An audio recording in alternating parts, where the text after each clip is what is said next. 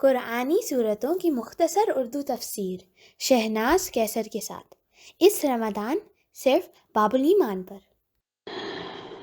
اعوذ باللہ من الشیطان الرجیم، بسم اللہ الرحمن الرحیم۔ رب اشرح لی صدری ویسر لی امری واحلل عقدۃ من لسانی یفقہوا قولی۔ رب زدنی علما، رب زدنی علما، رب زدنی علما۔ چلیے اب ہم سورہ کہف شروع کرتے ہیں۔ شروع اللہ کے نام سے جو بے انتہا مہربان اور رحم فرمانے والا ہے۔ سورہ کہف کو غار والوں کی سورہ بھی کہا جاتا ہے، کیونکہ اس میں ان لوگوں کا ذکر ہے یا ان لڑکوں کا ذکر ہے جو خاص طور پہ جو غار میں چھپے تھے اور وہ رشد و ہدایت کی ہی تلاش میں وہاں گئے تھے۔ سب تعریف اللہ کے لیے ہے جس نے اپنے بندے پر یہ کتاب اتاری اور اس میں کوئی ٹیڑھ نہ رکھی، ٹھیک ٹھیک سیدھی بات کہنے والی کتاب، تاکہ وہ لوگوں کو خدا کے عذاب سے خبردار کرتے اور ایمان لا کر نیک عمل کرنے والوں کو خوشخبری دے دے کہ ان کے لیے اچھا اجر ہے جس میں وہ ہمیشہ رہیں گے، اور ان لوگوں کے لیے نہ صرف یہ کہ اچھا اجر ہے اور وہ ہمیشہ جنت میں رہیں گے، بلکہ اللہ بھی ان سے راضی ہوگا۔ اور ان لوگوں کو ڈرا دے جو کہتے ہیں کہ اللہ نے کسی کو بیٹا بنایا ہے، اس بات کا انہیں کوئی علم نہیں ہے، نہ ان کے باپ دادا کو تھا، بڑی بات ہے جو ان کے منہ سے نکلتی ہے، محض جھوٹ بکتے ہیں۔ اچھا تو اے نبی، شاید تم ان کے پیچھے غم کے مارے اپنی جان کھو دینے والے ہو۔ آپ صلی اللہ علیہ وسلم کو بہت دکھ ہوتا تھا کہ آپ ایک حق کی بات بتا رہے ہیں، اور آپ کہتے بھی تھے کہ میں تو تمہیں جہنم سے بچا بچا کے نکالتا ہوں اور تم بھاگ بھاگ کے جنت کی طرف لاتا ہوں اور تم بھاگ بھاگ کے جہنم کی طرف جاتے ہو، اس لیے آپ بہت دکھی رہتے تھے۔ تو اللہ تعالیٰ ان کی دلجوئی کر رہا ہے۔ اگر یہ اس تعلیم پر ایمان نہ لائے تو شاید تم اپنی جان کھو دو گے۔ واقعہ یہ ہے کہ یہ جو کچھ سر و سامان زمین پر ہے اور جس کو ہم نے زمین کی زینت بنایا ہے تاکہ ان لوگوں کو آزمائیں، ان میں کون سا ہے جو بہترین عمل کرنے والا ہے۔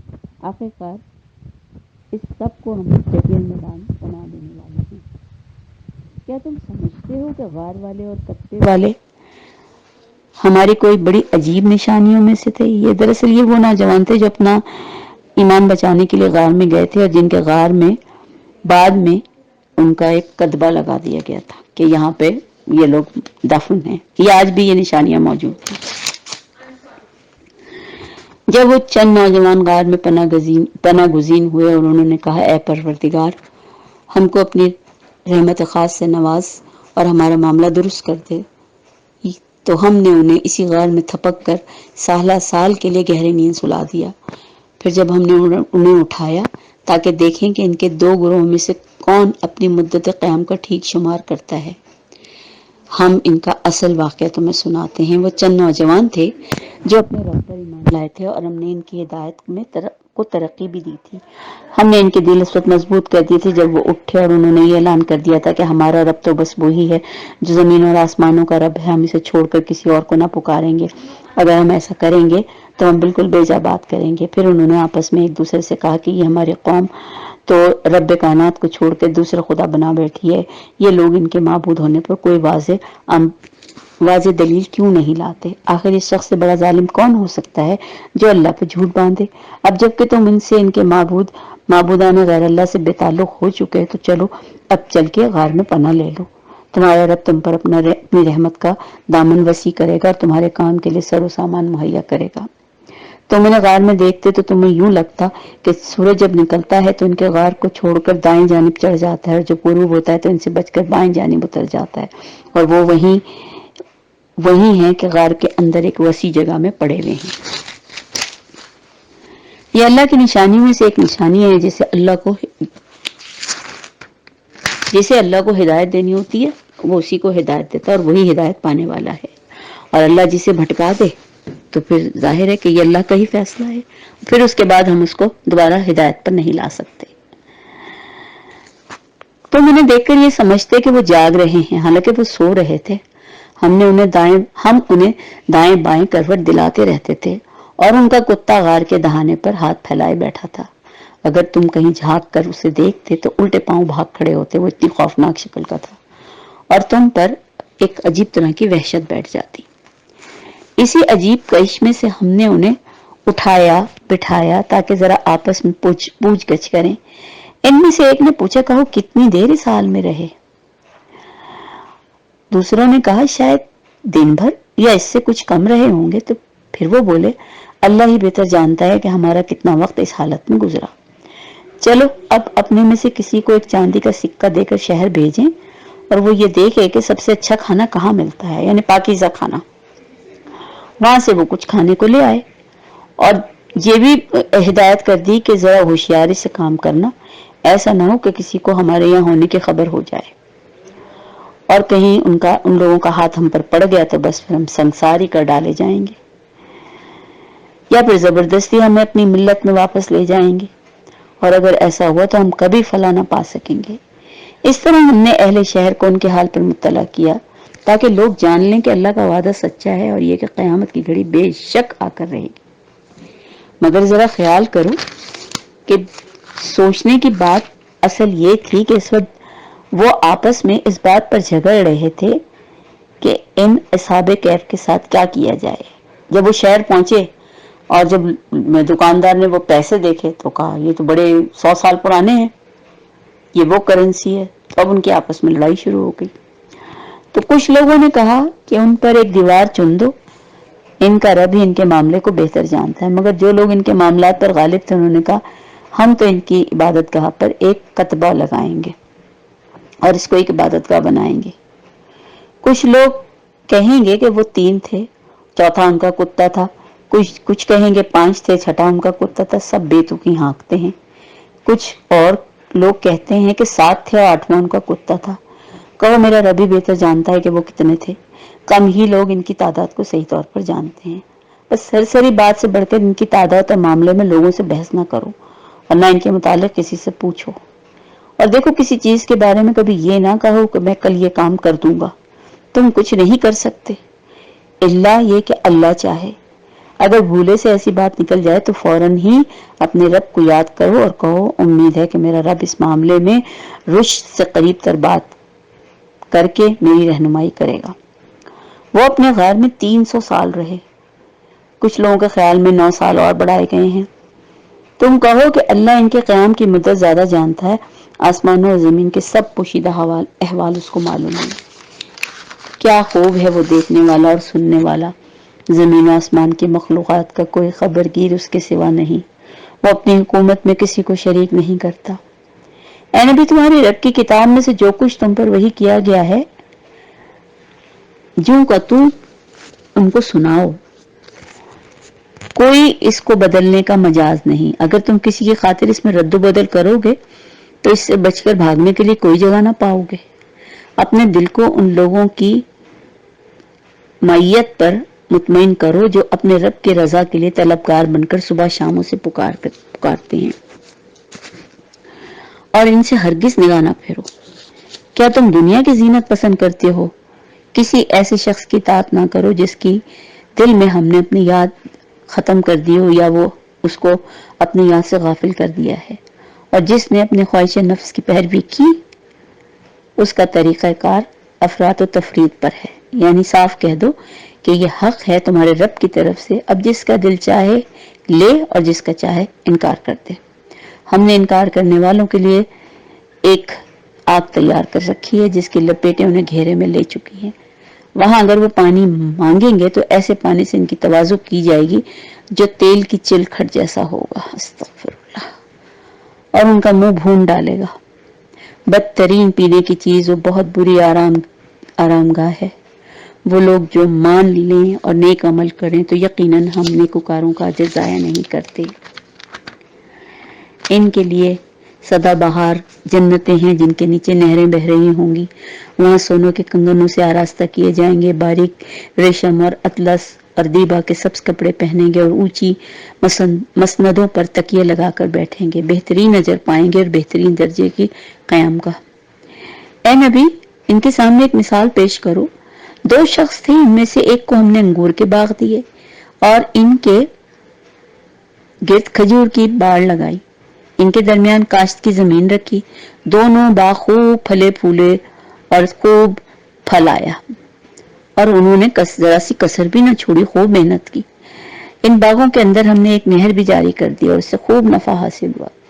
ये सब कुछ पाकर एक दिन वो अपने हमसाए एक आदमी अपने दूसरे हमसाए जो कि उसका खेत भी बराबर में ही था اور وہ بھی خاصا مطلب اچھی طرح پھل پھول رہا تھا.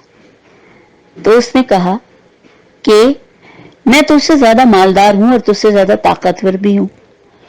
پھر وہ اپنی جنت میں داخل ہوا اور اپنے نفس کے حق میں ظالم بن کر کہنے لگا میں نہیں سمجھتا کہ یہ دولت کبھی فنا ہوگی اور مجھے یہ بھی توقع نہیں کہ قیامت آئے گی. تاہم اگر کبھی مجھے اپنے رب کے حضور میں جانا بھی پڑا تو ضرور اس سے بھی زیادہ شاندار جگہ پاؤں گا. یعنی وہ اپنے طور پہ منہ میاں مٹھو بن رہے تھے اور وہ یہ سمجھ رہے تھے کہ جب اس نے دنیا میں مجھے اتنا کچھ نوازا ہے تو وہاں تو یقیناً اس سے بھی زیادہ نوازے گا. اس کے ہمسائے نے گفتگو کرتے ہوئے اس سے کہا کیا تو کفر کرتا ہے اس ذات سے جس نے تجھے مٹی سے اور پھر نطفے سے پیدا کیا, پھر تجھے ایک پورا آدمی بنا کر کھڑا کیا, رہا میں تو میرا رب تو وہی اللہ ہے اور میں اسی کے ساتھ ہوں اور کسی کو اس کے ساتھ شریک نہیں کرتا. اور جب تو اپنے جنت میں داخل ہو رہا تھا تو اس وقت تیری زبان سے یہ کیوں نہ نکلا کہ ماشاء اللہ لا قوت الا باللہ. اگر تو مجھے مال اور اولاد میں اپنے سے کمتر پاتا ہے تو کوئی بعید نہیں کہ میرا رب مجھے تیری جنت سے بہتر جنت عطا کرے اور تیری جنت پر آسمان سے کوئی آفت بھیج دے, کیونکہ ممکن ہے نا جس سے وہ صاف میدان بن کر رہ جائے یا اس کا پانی زمین میں اتر جائے, پھر تو اسے کسی طرح نکال نہ سکے گا. آخر ہوا یہ کہ اس کا سارا جو باغ تھا وہ مارا گیا, اس پہ پالا اس طرح کچھ ہوا کہ وہ ختم ہو گیا اور وہ اپنے انگوروں کے باغ کو دیکھ کر, کیونکہ وہ بالکل الٹ چکے تھے, ختم ہو چکا تھا, اپنی لگائی ہوئی لاگت پر ہاتھ ملتا رہ گیا اور کہنے لگا کہ کاش میں نے اپنے رب کے ساتھ کسی کو شریک نہ ٹھہرایا ہوتا اور نہ ہوا اللہ کو چھوڑ کر اس کے پاس کوئی جت تھا جو اس کی مدد کرتا, اور نہ ہی وہ کچھ کر سکا کہ وہ اور اپنے آپ سے بھی وہ اس آفت کا مقابلہ کیا کرتا سوائے اس کے کہ افسوس ہی ہو رہا تھا اس کو. اس وقت اسے معلوم ہوا کہ کارسازی کا اختیار صرف خدائے برحق کے پاس ہے. انعام وہی بہتر ہے جو وہ بخشے اور انجام وہی بخیر ہے جو وہ دکھائے. اے نبی انہیں حیات دنیا کی حقیقت اس بات سے بھی سمجھاؤ کہ آج ہم نے آسمان سے پانی برسا دیا تو زمین کی پیداوار خوب گھنی ہو گئی, کل وہی نباتات بھوس بن کر رہ گئی جسے ہوائیں اڑاتی پھرتی ہیں. اللہ ہر چیز پر قدرت رکھتا ہے. ظاہر ہے جب کھیتی باڑی ہوتی ہے جب وہ وقت پہ کاٹ لی جاتی ہے پھر کیا وہ زرد رنگ کی گھاس میں ہی تبدیل ہو جاتی ہے. اللہ ہر چیز پر قدرت رکھتا ہے. یہ مال یا اولاد محض دین بھی زندگی کے لیے ایک ہنگامی آرائش ہے. اصل میں تو باقی رہ جانے والی نیکیاں ہیں جو تیرے رب کے نزدیک نتیجے کے لحاظ سے بہتر ہیں, ان سے اچھی امیدیں وابستہ کی جا سکتی ہیں. فکر اصل اس دن کی ہونی چاہیے جبکہ ہم پہاڑوں کو چلائیں گے اور تم زمین کو بالکل برہنہ پاؤ گے, اور ہم تمام انسانوں کو اس طرح گھیر کر جمع کر دیں گے کہ اگلے پچھلے میں سے کوئی نہ چھوٹے گا, اور سب کے سب تمہارے رب کے حضور میں صف در صف پیش کیے جائیں گے کہ لو دیکھ لو آ گئے نا ہمارے پاس, اسی طرح جیسا کہ ہم نے تم کو پہلی بار پیدا کیا تھا.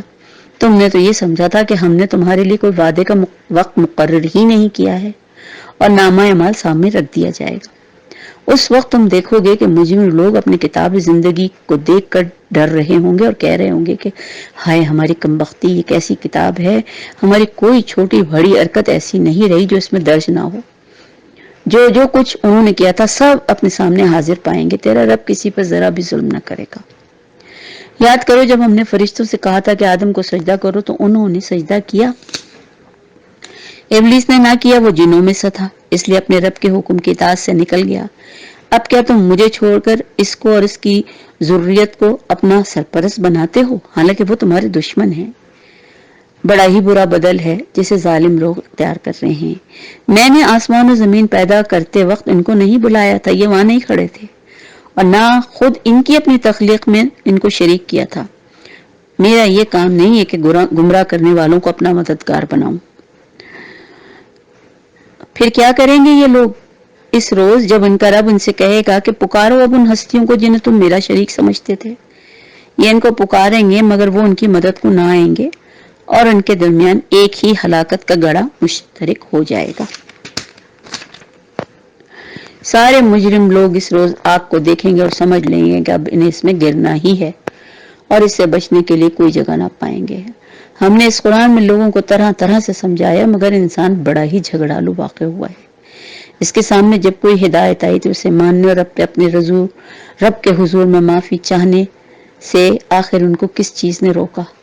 اس کے سوا اور کچھ نہیں کہ وہ منتظر ہیں کہ ان کے ساتھ بھی وہی کچھ ہو جو پچھلی قوموں کے ساتھ ہو چکا ہے، یا یہ کہ وہ عذاب کو سامنے آتے دیکھ لیں۔ رسولوں کو ہم اس کام کے سوا کسی غرض سے نہیں بھیجتے کہ وہ بشارت دیں اور خبردار کریں، مگر کافروں کا حال یہ ہے کہ وہ باطل کے ہتھیار لے کر حق کو نیچے دکھانے کی کوشش کرتے ہیں، اور انہوں نے میری آیات کو اور ان تمام تنبیہات کو جو انہیں دی گئی تھی مذاق بنا لیا۔ اور اس شخص سے بڑھ کر ظالم اور کون ہے جس نے اپنے رب کی آیات سنا کر نصیحت کی جائے اور وہ ان سے منہ پھیرے اور اس برے انجام کو بھول جائے جس کا سر و سامان اس نے اپنے لیے خود کیا ہے۔ جن لوگوں نے یہ روش اختیار کی ان کے دلوں پر ہم نے غلاف چڑھا دیے ہیں جو انہیں قرآن کی بات نہیں سمجھنے دیتے، ان کے کانوں میں ہم نے گرانی پیدا کر دی ہے، تم انہیں ہدایت کی طرف کتنا ہی بلاؤ مگر وہ کبھی ہدایت نہ پائیں گے۔ تیرا رب بڑا درگزر کرنے والا رحیم ہے، وہ ان کے کرتوتوں پر انہیں پکڑنا چاہتا تو جلد ہی عذاب بھیج دیتا، مگر ان کے لیے وعدے کا ایک وقت مقرر ہے جس دن وہ بچ کر جانے کی کوئی راہ نہ پائیں گے۔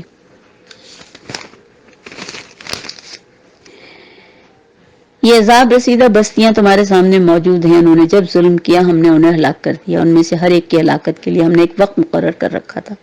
ذرا ان کو وہ قصہ سناؤ جو موسیٰ کو پیش آیا تھا، جبکہ موسیٰ نے اپنے خادم سے کہا کہ میں اپنا سفر نہ ختم کروں گا جب تک دونوں دریاؤں کے سنگم پر نہ پہنچ جاؤں، ورنہ میں ایک زمانہ دراز تک چلتا رہوں گا۔ اس میں ایک حکایت یہ ہے کہ موسیٰ علیہ السلام کسی ایک مجمع سے مخاطب تھے تو کسی نے پوچھا کہ اے موسیٰ، آپ سے اس دنیا میں کیا آپ سے بڑھ کر بھی کوئی عالم ہے یا علم رکھتا ہے؟ تو انہوں نے کہا نہیں، مجھ سے زیادہ تو کوئی علم نہیں رکھتا۔ یہ چیز اللہ کو پسند نہیں آئی، پھر اللہ نے کہا اے موسیٰ تم نے یہ بات کیسے کہہ دی جبکہ میرا ایک بندہ جو دو دریاؤں کے سنگم پہ بیٹھا ہے وہ تم سے زیادہ بڑا عالم ہے۔ اب موسیٰ کو احساس ہوا اور اب اس کی تلاش میں نکلے اور اپنے خادم کو ساتھ لے کر نکلے۔ تو لہٰذا موسیٰ نے یہ ارادہ کیا کہ میں اپنا سفر ختم نہ کروں گا جب تک کہ دونوں دریاؤں کے سنگم پر نہ پہنچ جاؤں، ورنہ میں ایک زمانے دراز تک چلتا ہی رہوں گا۔ بس جب وہ اس کی سنگم پر پہنچے تو اچھے راستے میں چلنے سے پہلے انہوں نے اپنے نوکر سے کہا کہ راستے کے لیے کچھ کھانے کے لیے رکھ لو، تو انہوں نے ایک مچھلی بھون کے اپنے پاس رکھ لی اور اب وہ دونوں چلے۔ ایک خاص مقام پر پہنچ کر مچھلی خود بخود ہی ان کے ڈبے میں سے نکل کے پانی میں چلی گئی، اور اتفاق ایسا ہوا کہ وہ خادم حضرت موسیٰ کو بتانا بھول گئے اور وہ نکل کر اس طرح دریا میں چلی گئی جیسے کہ سرنگ لگی ہو۔ آگے جا کر موسیٰ نے اپنے خادم سے کہا کہ بھائی لاؤ ہمارا ناشتہ، آج کے سفر میں تو ہم بری طرح تھک گئے۔ تو خادم نے کہا آپ نے دیکھا یہ کیا ہوا؟ جب ہم اس چٹان کے پاس ٹھہرے ہوئے تھے اس وقت یہ مچھلی کا مجھے خیال ہی نہ رہا، اور شیطان نے مجھے ایسا غافل کیا کہ میں بھول گیا، اور مچھلی تو عجیب طریقے سے نکل کر دریا میں چلی گئی۔ موسیٰ نے کہا اسی کی تو ہمیں تلاش تھی، اسی جگہ کی تو ہمیں تلاش تھی۔ چنانچہ پھر واپس دوبارہ اسی جگہ کی تلاش میں واپس ہوئے۔ وہاں انہوں نے ہمارے بندوں میں سے ایک بندے کو پایا جسے ہم نے اپنی رحمت سے نوازا تھا، وہ اور اس کو ایک خاص علم عطا کیا تھا۔ موسیٰ نے اس سے بات کی اور کہا کہ کیا میں آپ کے ساتھ رہ سکتا ہوں تاکہ آپ مجھے بھی اس تعلیم کی اور دانش کی تعلیم دیں جو آپ کو سکھائی گئی ہے؟ اس نے جواب دیا آپ میرے ساتھ صبر نہیں کر سکتے، جس چیز کی آپ کو خبر نہ ہو آخر آپ اس پر صبر کر بھی کیسے سکتے ہیں؟ ظاہر ہے ہر آدمی میں کیوریوسٹی ہے۔ تو موسیٰ نے کہا انشاءاللہ آپ مجھے صابر پائیں گے اور میں کسی معاملے میں آپ کی نافرمانی نہیں کروں گا۔ اس نے کہا اچھا، اگر آپ میرے ساتھ چلتے ہیں تو مجھ سے کوئی بات پوچھیں گے نہیں جب تک کہ میں خود آپ سے اس کا ذکر نہ کروں، کہ میں کچھ بھی کروں آپ یہ نہیں کہیں گے کہ آپ نے ایسا کیوں کیا۔ اب وہ دونوں روانہ ہوئے، یہاں تک کہ وہ کشتی میں سوار ہو گئے تو اس شخص نے کشتی میں شگاف ڈال دیا۔ موسیٰ نے کہا آپ نے اس میں شگاف ڈال دیا تاکہ سب کشتی والے ڈوب جائیں، یہ تو آپ نے بڑی غلط حرکت کی۔ اس نے کہا میں نے تم سے کہا نہ تھا کہ تم میرے ساتھ صبر نہیں کر سکتے۔ موسیٰ نے کہا بھول چوک پر مجھے نہ پکڑیں، مجھ سے غلطی ہو گئی، معاف کر دیں، اب خیال رکھوں گا۔ پھر وہ دونوں چلے یہاں تک کہ ان کو ایک لڑکا ملا، اس شخص نے اسے قتل کر دیا تھا۔ یعنی جو موسیٰ کے ساتھ جو صاحب تھے انہوں نے اس کو قتل کر دیا۔ موسیٰ نے کہا آپ نے ایک بے گناہ بچے کی جان لے لی، حالانکہ اس نے کسی کا خون نہ کیا تھا، یہ کام تو آپ نے بہت ہی برا کیا۔ اس نے کہا میں نے تم سے کہا تھا نا کہ تم صبر نہیں کر سکتے۔ موسیٰ نے کہا معاف کر دیں، آئندہ بالکل نہیں کروں گا، اب بہت کوشش کروں گا کہ خاموش رہوں۔ پھر وہ آگے چلے یہاں تک کہ ایک ایسی بستی میں پہنچے جہاں کے لوگوں سے انہوں نے کھانا مانگا، یعنی موسیٰ نے اور ان کے جو بزرگ ساتھ تھے، مگر انہوں نے ان دونوں کی ضیافت سے انکار کر دیا۔ وہاں انہوں نے ایک دیوار دیکھی جو گر رہی تھی، تو اس شخص نے اس دیوار کو پھر قائم کر دیا۔ موسیٰ نے کہا اگر آپ چاہتے تو اس کام کی اجرت لے لیتے۔ اس نے کہا بس اب میرا تمہارا ساتھ ختم، اب میں تمہیں ان باتوں کی حقیقت بتاتا ہوں جن پر تم صبر نہیں کر سکتے تھے اور نہ تم نے صبر کیا۔ اس کشتی کا معاملہ یہ ہے کہ وہ چند غریب آدمیوں کی تھی جو دریا میں محنت مزدوری کرتے تھے۔ میں نے چاہا کہ اسے عیبدار کر دوں، کیونکہ آگے ایک ایسے بادشاہ کا علاقہ تھا جو ہر کشتی کو زبردستی چھین لیتا تھا۔ رہا وہ لڑکا تو اس کے والدین مومن تھے۔ ہمیں اندیشہ ہوا کہ یہ لڑکا اپنی سرگوشی اور کفر سے ان کو تنگ کرے گا، اس لیے ہم نے چاہا کہ ان کا رب اس کے بدلے میں ان کو ایک ایسی اولاد دے جو اخلاق میں بھی اس سے بہتر ہو اور صلہ رحمی میں بھی بہت زیادہ آگے ہو۔ لہذا اس لڑکے کو قتل کر دیا گیا۔ اس دیوار کا معاملہ یہ ہے کہ یہ 2 یتیم لڑکوں کی ہے جو اس شہر میں رہتے ہیں، اور اس دیوار کے نیچے ان بچوں کے لیے خزانہ مدفون ہے، اور ان کا باپ ایک نیک آدمی تھا، اس لیے تمہارے رب نے چاہا کہ یہ دونوں بچے بالغ ہوں اور اپنا خزانہ نکال لیں۔ یہ تمہارے رب کی رحمت کی بنا پر کیا گیا ہے، میں نے اپنے اختیار سے کچھ نہیں کیا، اور یہ حقیقت ہے ان باتوں کی جن پر تم صبر نہ کر سکے۔ اور اے نبی یہ لوگ تم سے ذوالقرنین کے بارے میں پوچھتے ہیں، ان سے کہو کہ میں اس کا کچھ حال تمہیں سناتا ہوں۔ ہم نے اس کو زمین میں اقتدار عطا کیا تھا، ہر قسم کے اسباب و وسائل بخشے تھے۔ اس نے پہلے مغرب کی طرف ایک مہم کا ارادہ کیا، حتیٰ کہ جب وہ غروب آفتاب کی حد تک پہنچ گیا تو اس نے سورج کو ایک کالے پانی میں ڈوبتے دیکھا۔ وہاں اسے ایک قوم ملی۔ ہم نے کہا اے ذوالقرنین تجھے یہ قدرت حاصل ہے کہ تو ان کو تکلیف پہنچائے اور یہ بھی کہ ان کے ساتھ رویہ اختیار کرے، یعنی اللہ تعالیٰ نے ذوالقرنین کے اوپر یہ فیصلہ ڈال دیا کہ وہ چاہے تو اچھا سلوک کریں ان کے ساتھ یا برا سلوک کریں۔ اس نے کہا جو ان سے ظلم کرے گا تو ہم اس کو سزا دیں گے، اور پھر وہ اپنے رب کی طرف پلٹایا جائے گا اور اسے اور بھی زیادہ سخت عذاب دے گا۔ اب جو ان میں سے ایمان لائے گا اور نیک عمل کرے گا اس کے لیے اچھی جزا ہے، ہم اس کو نرم احکام دیں گے۔ یعنی ذوالقرنین نے یہ کہا کہ نہیں، اگر ان کو ظلم کیا گیا، ان کو تکلیف پہنچائی گئی تو پھر آگے جا کے خود بھی جواب دہ ہونا ہوگا۔ پھر اس نے ایک دوسری مہم تیار کی، لہٰذا اس نے ان کو معاف کر دیا۔ پھر اس نے ایک دوسری مہم تیار کی یہاں تک کہ طلوع آفتاب کی حد تک جا پہنچا۔ وہاں اس نے دیکھا کہ سورج ایک ایسی قوم پر طلوع ہو رہا ہے جس کے لیے دھوپ سے بچنے کا کوئی سامان ہم نے نہیں کیا۔ یہ حال تھا ان کا، اور ذوالقرنین کے پاس جو کچھ تھا تو ہم اسے جانتے تھے۔ پھر اس نے ایک اور مہم کا سامان کیا یہاں تک کہ جب وہ 2 پہاڑوں کے درمیان پہنچا تو اسے ان کے پاس ایک ایسی قوم ملی جو مشکل ہی سے کوئی بات سمجھتی تھی۔ ان لوگوں نے کہا اے ذوالقرنین، یاجوج ماجوج اس سرزمین میں فساد پھیلاتے ہیں، کیا ہم کچھ تجھے پیسہ دیں کہ کچھ تو ہمارے لیے کچھ ایسا کر دے کہ وہ ہمارے پر حملہ نہ کر سکے اور ہمارے اور ان کے درمیان ایک بند تعمیر کر دے؟ کیونکہ وہ شاید 2 شہر ایسے تھے کہ ایک شہر میں یاجوج ماجوج تھے اور ایک شہر میں یہ لوگ رہتے تھے، اور یاجوج ماجوج جب دل چاہتا تھا ان پر حملہ آور ہوتے تھے۔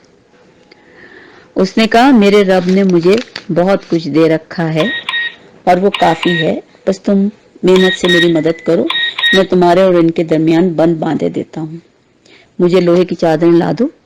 آخر جب دونوں پہاڑوں کے درمیانی خلا کو اس نے پاٹ دیا تو لوگوں سے کہا کہ اب آگ دہکاؤ، یہاں تک کہ وہ آہنی دیوار بالکل آگ کی طرح سرخ ہو گئی۔ تو اس نے کہا لاؤ اب اس پر پگھلا ہوا تانبا ڈالوں گا۔ یہ بند ایسا تھا کہ یاجوج ماجوج اس پر چڑھ کر بھی نہ آ سکتے تھے، اور ان کے لیے اس میں سے گزر کر آنا بہت ہی مشکل تھا۔ ذوالقرنین نے کہا میرے رب کی رحمت ہے، مگر جب میرے رب کے وعدے کا وقت آئے گا وہ اس بند کو ختم کر دے گا، اور یہ میرے رب کا وعدہ برحق ہے۔ اور اس روز ہم لوگوں کو چھوڑ دیں گے کہ سمندر کی موجوں کی طرح ایک دوسرے سے گتھم گتھا ہوں، اور سور پھونکا جائے گا اور ہم سب انسانوں کو ایک ساتھ جمع کریں گے۔ وہ دن ہوگا جب ہم جہنم کو کافروں کے سامنے لائیں گے، ان کافروں کے سامنے جو میری نصیحت کی طرف سے اوندھے منہ اندھے بنے ہوئے ایک دوسرے کے ساتھ جڑے ہوئے تھے اور کچھ سننے کے لیے تیار نہ تھے۔ تو کیا یہ لوگ جنہوں نے کفر اختیار کیا یہ خیال رکھتے ہیں کہ مجھے چھوڑ کر میرے بندوں کو اپنا کارساز بنا لیں؟ ہاں 2 منٹ۔ ہم نے ایسے کافروں کی ضیافت کے لیے جہنم تیار کر رکھی ہے۔ اے نبی ان سے کہو کہ ہم تمہیں بتائیں کہ اپنے اعمال میں سب سے زیادہ ناکام و نامراد کون ہیں؟ وہ کہ دنیا کی زندگی میں جنہوں نے ساری جد و جہد راہ راست سے بھٹکنے میں کی اور وہ سمجھتے رہے کہ وہ سب کچھ ٹھیک کر رہے ہیں۔ یہ وہ لوگ ہیں جنہوں نے اپنے رب کی آیات کو ماننے سے انکار کیا، اس کے حضور پیش ہونے سے انکار کیا اور اس کو یقین نہ کیا۔ ان کے لیے سارے اعمال ضائع ہو گئے، قیامت کے روز ہم انہیں کوئی وزن نہ دیں گے۔ ان کی جزا جہنم میں، اور اس کفر کے بدلے جو انہوں نے کیا اور اس مذاق کی پاداش میں جو میری آیات اور میرے رسولوں کے ساتھ کرتے ہیں۔ البتہ وہ لوگ جو ایمان لائے اور جنہوں نے نیک عمل کیے ان کی میزبانی کے لیے فردوس کے باغ ہوں گے جن میں وہ ہمیشہ رہیں گے، اور کبھی اس جگہ سے نکل کر کہیں جانے کو ان کا جینا چاہے گا۔ اے نبی ان سے کہو اگر سمندر میرے رب کی باتیں لکھنے کے لیے روشنائی بن جائے تو وہ ختم ہو جائے گی، مگر میرے رب کی باتیں ختم نہیں ہوں گی، بلکہ اگر اتنی ہی روشنائی ہم اور بھی لے آئیں تو وہ بھی کم ہی پڑے گی۔ اے نبی کہو میں تو ایک انسان ہوں بالکل تم جیسا، میری طرف تو وحی کی جاتی ہے کہ تمہارا خدا بس ایک ہی خدا ہے، بس جو کوئی اپنے رب کی ملاقات کا امیدوار ہے اسے چاہیے کہ نیک عمل کرے اور بندگی میں اپنے رب کے ساتھ کسی اور کو شریک نہ کرے۔ سب سے جو بنیادی چیز ہے وہ یہ ہے کہ اللہ واحد ہے اور اللہ کے ساتھ شریک کرنا کسی صورت سے بھی ممکن نہیں۔ ہم یوں تو شرک نہیں کرتے، لیکن اپنی خواہشات کو آگے رکھ کر اور اللہ کو ثانوی حیثیت دے کر ہم بہت کچھ لاشعوری اور بے شعوری طور پر کر جاتے ہیں۔ تو اللہ ہمیں اس سے محفوظ رکھے اور اللہ ہمارے لیے آسانی کا معاملہ کرے اور اللہ ہمیں نیک راہ پہ چلنے کی توفیق کرے۔ وآخر دعوانا ان الحمدللہ رب العالمین۔ انشاءاللہ اب ہم کل سورہ مریم شروع کریں گے۔